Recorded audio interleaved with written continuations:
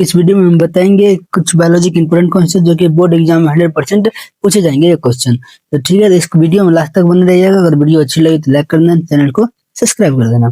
ठीक है, तो पहला क्वेश्चन है कॉपर टी का प्रयोग किसमें होता है? कॉपर टी क्या रोकता है? कॉपर टी रोकता है निषेचन को। ठीक है, तो इसका राइट आंसर ऑप्शन क हो जाएगा, निषेचन को रोकता है कॉपर टी। अगला क्वेश्चन है आवर्त चक्र यानी मेंस्ट्रुअल साइकिल सामान्यतः कितने दिनों का होता है? तो मेंस्ट्रुअल साइकिल 28 दिनों का होता है। कितने दिन का होता है? 28 दिन का होता है। इसका राइट आंसर ऑप्शन ख हो जाएगा। ठीक है, अगला क्वेश्चन है अनिषेचक अनिषेक जनन किसमें पाया जाता है? अनिषेक जनन जो है मधुमक्खी में पाया जाता है। ठीक है, मधुमक्खी में पाया जाता है। इसका ऑप्शन क हो जाएगा, मधुमक्खी। एंड अगला क्वेश्चन है कि नर युग्मक तथा मादा युग्मक के संयोजन से क्या बनता है? तो नर युग्मक तथा मादा युग्मक के संयोजन से जैगोट बनता है। ठीक है, युग्मनज बनता है। ठीक है, एंड अगला क्वेश्चन है कि भ्रूण कोश की गुणवत्ता क्या होती है? तो भ्रूण कोश की जो गुणवत्ता होती है वो 3n होती है। ठीक है, तो इसकी राइट आंसर ऑप्शन गो हो जाएगा, 3n होती है। एंड अगला क्वेश्चन है कि मुकुलन द्वारा जनन किस में होता है? तो मुकुलन द्वारा जनन जो होता है वो ईस्ट में होता है। ठीक है, तो इसका राइट आंसर ऑप्शन।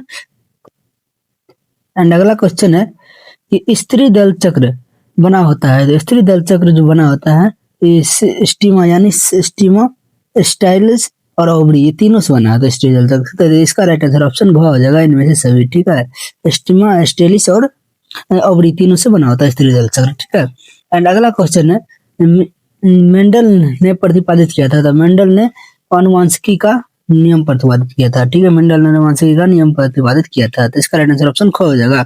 एंड अगला क्वेश्चन है मनुष्य पुरुष में गुणसूत्रों की संख्या क्या होती है? तो 44 प्लस XY होती है। 44 प्लस XY होती है, तो इसका राइट आंसर ऑप्शन ख हो जाएगा। अगला क्वेश्चन है डीएनए के पायरिमिडीन में पाया जाता है। तो डीएनए के पायरिमिडीन में पाया जाता है थायमिन तथा साइटोसिन। ठीक है, थायमिन तथा साइटोसिन पाया जाता है। इसका राइट आंसर ऑप्शन क हो जाएगा, थायमिन तथा साइटोसिन। ठीक है, एंड अगला क्वेश्चन है कि टर्न सिंड्रोम में गुणसूत्रों की संख्या कितना होता है? तो टर्न सिंड्रोम गुणसूत्रों की संख्या कितना होता है? 45 होती है। ठीक है, 45 होती है। इसका राइट आंसर ऑप्शन क हो जाएगा, 45।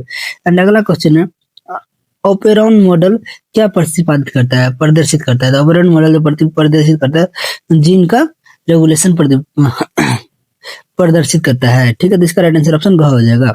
एंड अगला क्वेश्चन है कि एक मोनोहाइब्रिड क्रॉस का जीनोटाइप अनुपात क्या होता है? एक मोनोहाइब्रिड क्रॉस का जीनोटाइप अनुपात जो होता है 1:2:1 होता है। ठीक है, 1:2:1 होता है। तो इसका राइट आंसर ऑप्शन ख हो जाएगा।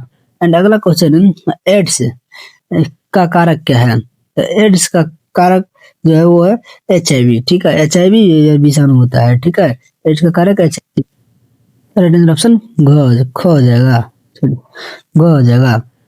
एंड अगला क्वेश्चन है कि विडाल परीक्षण किसकी पुष्टि के लिए जाना जाता है? तो विडाल परीक्षण जाना जाता है, विडाल टेस्ट होता है, ये टाइफाइड में होता है। ठीक है, टाइफाइड में होता है। इसका राइट आंसर ऑप्शन ख हो जाएगा, टाइफाइड। एंड अगला क्वेश्चन है अफीम किससे प्राप्त होता है? तो अफीम जो प्राप्त होता है वो होता है पावर सोमनीफेरस से, पावर सोमनीफेरस से। ठीक है, इसका राइट आंसर ऑप्शन ख हो जाएगा, पावर सोमनीफेरस से। एंड अगला क्वेश्चन है कि बी लिम्फोसाइट का निर्माण कहाँ होता है? तो बी लिम्फोसाइट का निर्माण जो होता है वो होता है अस्थि मज्जा में। ठीक है, बी लिम्फोसाइट का निर्माण अस्थि मज्जा में होता है। तो इसका राइट आंसर ऑप्शन को हो जाएगा, अस्थि मज्जा। एंड अगला क्वेश्चन है हाथी पांव रोग का वाहक है। हाथी पांव रोग का वाहक है। हाथी पांव किस रोग का वाहक है? मादा क्यूरस मच्छर का वाहक है। इसका राइट आंसर ऑप्शन हो जाएगा, मादा क्यूरस का वाहक है। ठीक है, तो अगला क्वेश्चन है PCR की विधि आवश्यक है। तो PCR विधि जो है DNA प्रबंधन के लिए आवश्यक होता है, PCR विधि। ठीक है, इसका राइट आंसर ऑप्शन ग हो जाएगा, DNA प्रबंधन। एंड अगला क्वेश्चन है रेस्ट्रिक्शन एंजाइम क्या है? तो रेस्ट्रिक्शन एंजाइम एंडोन्यूक्लियेज है। ठीक है, एंडोन्यूक्लियेज। इसका राइट आंसर ऑप्शन ख हो जाएगा, एंडोन्यूक्लियेज हो जाएगा। एंड अगला क्वेश्चन है कि गोल्डन साइज में कौन सा विटामिन प्रचुर मात्रा में पाया जाता है? तो गोल्डन साइज में विटामिन A प्रचुर मात्रा में पाया जाता है। तो इसका राइट आंसर ऑप्शन का हो जाएगा, ऑप्शन का हो जाएगा। एंड अगला क्वेश्चन है कि जीन गन का प्रयोग किस लिए किया जाता है? जीन गन का प्रयोग जो किया जाता है वो जीन हस्तांतरण के लिए प्रयोग किया जाता है, जीन ट्रांसक्रिप्शन के लिए प्रयोग किया जाता है। ठीक है, एंड अगला क्वेश्चन है कि पारिस्थितिकी तंत्र में ऊर्जा का मुख्य स्रोत है। तो पारिस्थितिकी तंत्र में ऊर्जा का जो मुख्य स्रोत है वो सूर्य का प्रकाश है। तो ठीक है, इसका राइट आंसर ऑप्शन ख हो जाएगा, सूर्य का। एंड अगला क्वेश्चन है कि गिर राष्ट्रीय उद्यान किसके लिए प्रसिद्ध है? तो गिर राष्ट्रीय उद्यान जो प्रसिद्ध है वो शेर के लिए प्रसिद्ध है। तो इसका राइट आंसर ऑप्शन क्या हो जाएगा, शेर। ठीक है। एंड अगला क्वेश्चन है ओजोन परत किस हानिकारक विकिरण में से हमारी रक्षा करती है। तो ओजोन परत जो रक्षा करती है वो पराबैंगनी विकिरण से रक्षा करती है, यूवी रेज से रक्षा करती है हमारे। इसका राइट आंसर ऑप्शन ग हो जाएगा। एंड अगला क्वेश्चन है विश्व पर्यावरण दिवस कब मनाया जाता है। तो विश्व पर्यावरण दिवस 5 जून को मनाया जाता है। तो इसका राइट आंसर ऑप्शन क हो जाएगा 5 जून। एंड अगला क्वेश्चन है लाइकेन किसका सूचक है। तो लाइकेन जो है सूचक है H2O का, SO2 का, ठीक है, SO2 का सूचक है लाइकेन, SO2 का सूचक है। तो इसका राइट आंसर ऑप्शन ख हो जाएगा। एंड अगला क्वेश्चन है दूध से दही बनाने में किस बैक्टीरिया का उपयोग किया जाता है। दूध से दही बनाने में लैक्टोबैसिलस का उपयोग किया जाता है। इसका राइट आंसर ऑप्शन ख हो जाएगा लैक्टोबैसिलस, ठीक है। एंड अगला क्वेश्चन है सॉरी ऑप्शन क हो जाएगा लैक्टोबैसिलस। एंड अगला क्वेश्चन है कि एंटीबॉडी होते हैं, एंटीबॉडी प्रोटीन में होते हैं, ठीक है, एंटीबॉडी प्रोटीन में होते हैं। तो इसका राइट आंसर ऑप्शन ग हो जाएगा। एंड अगला क्वेश्चन है कि लिम्फोसाइट टी लिम्फोसाइट उत्पन्न होता है। तो टी लिम्फोसाइट अस्थि मज्जा से उत्पन्न होता है या परिपक्व थैमस में होता है, ठीक है। टी लिम्फोसाइट अस्थि मज्जा से उत्पन्न होता है और परिपक्व ये थैमस में। इसका राइट आंसर ऑप्शन क हो जाएगा।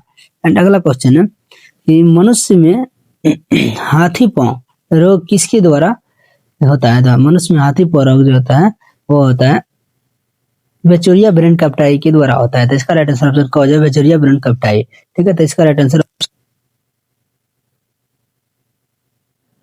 अगला क्वेश्चन है डीएनए फिंगरप्रिंट मुख्यतः आधार है। डीएनए फिंगरप्रिंट मुख्यतः आधार है तो वो डीएनए का बहुरूपता का आधार है, ठीक है, डीएनए की बहुरूपता का आधार है। इसका राइट आंसर ऑप्शन ख हो जाएगा डीएनए की बहुरूपता, ठीक है। एंड अगला क्वेश्चन है कि हीमोफीलिया किस प्रकार का रोग है। तो हीमोफीलिया जो है लिंग सहलगन प्रभावी रोग है, लिंग सहलगन प्रभावी रोग है। तो इसका राइट आंसर ऑप्शन क हो जाएगा। एंड अगला क्वेश्चन है कि मेंडल के द्विसंकर क्रॉस का फेनोटाइप का अनुपात क्या होता है। तो मेंडल के द्विसंकर क्रॉस का फेनोटाइप अनुपात होता है 9:3:3:1 होता है। तो ठीक है, इसका राइट आंसर ऑप्शन ग हो जाएगा। एंड अगला क्वेश्चन है एक प्रारूपिक भ्रूण कोश की सेंट्रल सेल होती है। तो एक प्रारूपिक भ्रूण कोश की सेंट्रल सेल जो है दोगुणित होता है, डिप्लॉइड होती है। तो इसका राइट आंसर ऑप्शन ख हो जाएगा डिप्लॉइड।